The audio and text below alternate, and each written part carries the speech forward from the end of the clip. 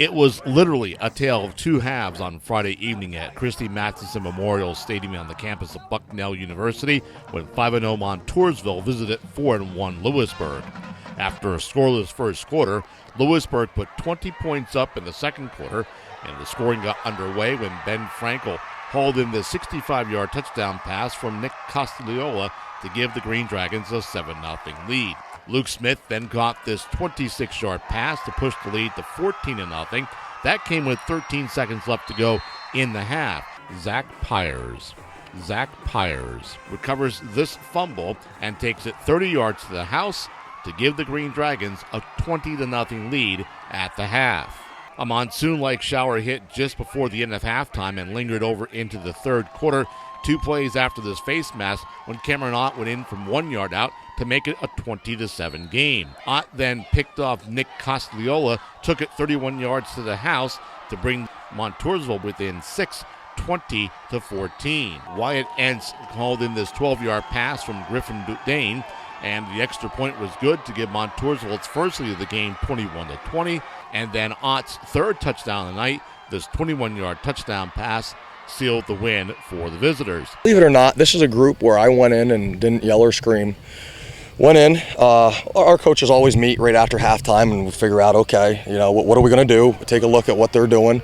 Go in, grab the whiteboard, and I looked around and I saw, it really shocked me. Some of our guys had this grin on their face, this grin of confidence, and I was a little surprised. So I didn't need to yell or scream. I said, guys, we need to do this, and this. Let's go out and do it. And they said, let's go. And there was no yelling and screaming. This group, I have 22 seniors, it was not going to happen. I mean, if we were going to go down, we were going to go down swinging. And we caught a couple haymakers and we came out on top. I thought at times, even the second half, we were able to do some things and we were able to protect. We just weren't able to connect on some of the passes like we did in the first half.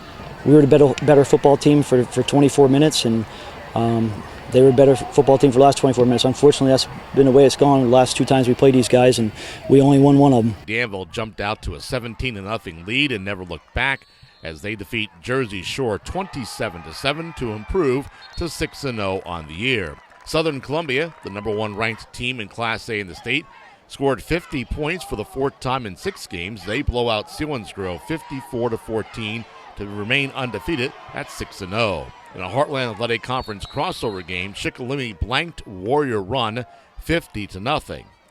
Newport got by East Juniata 42-14. It was the 3rd win in a row for Newport, while East Juniata has now lost 4 straight. Ricky Klingerman threw for 185 yards and 2 touchdown passes to his cousin Kobe Klingerman. Bloomsburg got by Muncie 27-8. The Panthers are now 4-2 on the year. Mifflinburg led Towanda 13-12, but fell eventually to the Black Knights 28-13. The Mount Carmel Red Tornadoes snapped their 3-game losing streak in a Hack 2 matchup as they defeat Central Columbia 36-22. Tri-Valley remains unbeaten in the Tri-Valley League. They are now 6-0 with a 41-28 win over Millersburg. Upper Dauphin gets back to 500 with the win. They defeat Juniata 43-31. Coming up on Monday in the Daily Item, it's the High School Notebook.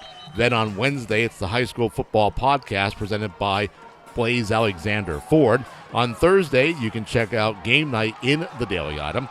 Harold Raker's football column appears on Friday, and on Saturday, it's a complete recap of the action from Friday night in the Daily Item. Your source for high school football, thedailyitem.com, and the Daily Item at your favorite newsstand.